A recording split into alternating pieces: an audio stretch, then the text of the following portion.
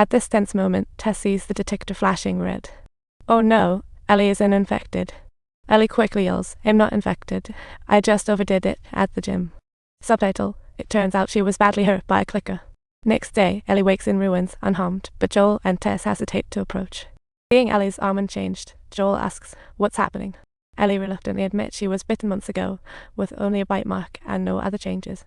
Later, Marlene kept her locked up for months, and Ellie, like a little magician, couldn't wait to check out her arm. After some research, they concluded that Ellie was the one and only immune person on the planet. This is why they risked leaving the city. The Western camp is rumored to develop a drug suppressing the fungal virus soon. Well, that got Joel off the hook. The hope for a cure was finally in sight. So, off they went west. As soon as they stepped outside, Ellie's imagination ran wild. Wow, this looks just like a set from a zombie apocalypse movie. The path Marlene suggested seemed relatively safe, but those minerals scattered everywhere sure gave them the creeps. Still, they boldly pushed forward, facing every corner with confidence. Just as they entered the house, Ellie spotted a dead body lying inside. She thought, should I run a quick autopsy? Unfortunately, this house was not so straightforward. Clickers were lurking around.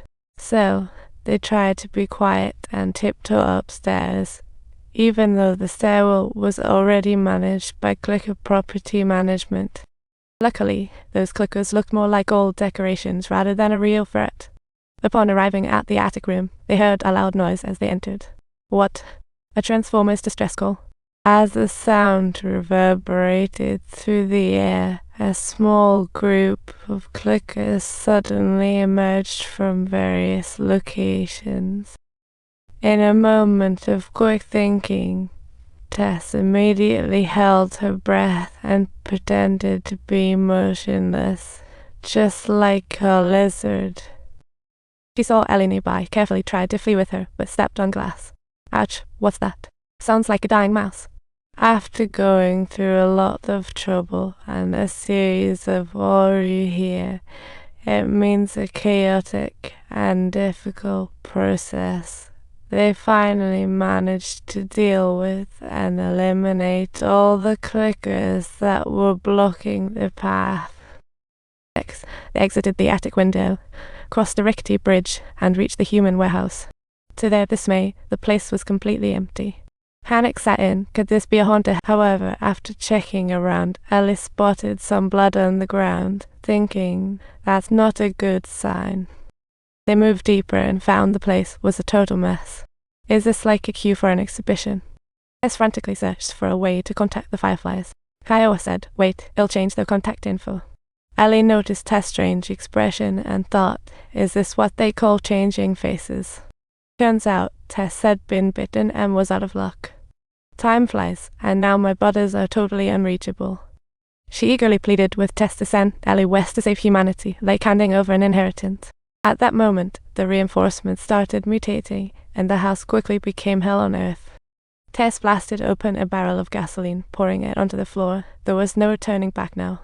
She lit a fuse, ready to surprise the clickers. It was sure time for some serious chaos. Facing impending doom, Tess felt no fear. She sought only her final moment of peace. Just then, the clickers busted through the door, leaving chaos behind.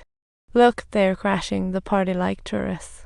Joel and Ellie quickly made their escape, but alas, the engine wouldn't start. Tess' lighter was refusing to cooperate, rendering it powerless like a spark that lost its job. Meanwhile, the clickers behind pointed and murmured, hey, which one's the party host? This scene made everyone's heart race unpredictably. Subtitles, seeing his beloved die violently right before him. Joel was filled with bitterness and resentment, yet he still had to persevere and carry on with Ellie. They ventured westward, fulfilling Tess' great last wish.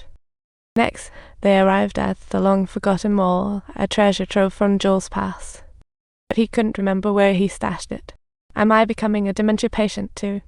At that moment, Ellie spotted a basement and thought, what's this? A treasure map.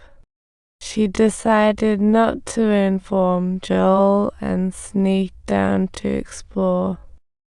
In the dim space, Ellie discovered some of her favorite little things. But while examining the stuff, she unexpectedly found a clicker beneath the rubble. Oh, what a lovely surprise. Joel finally found his stash and called Ellie, "Hurry up. We need to check out this secret stash." But supplies were far from enough. Joel sighed, "Ugh, I wish they had fresh chili. We've a long journey west." So they detoured to a town. Ellie was amazed it was so well preserved. There was no sign of clickers. Joel explained this town was special. It dodged all the bullets from the feds. 20 years ago, when the fungal virus erupted, everyone was snagged. Only one guy named Frank hid in a basement and managed to set up a protective barrier. Now it's a safe zone, all thanks to the town's plentiful resources. Subtitles. Joel and Tess once met right here, but unfortunately, Frank had grown old and the town fell into desolation. After some collecting, they snagged some decent supplies and a Chevy toy. Little did Joel know, Ellie stealthily stashed away a pistol, which would ultimately save their lives. Driving the truck westward, they quickly landed in another city.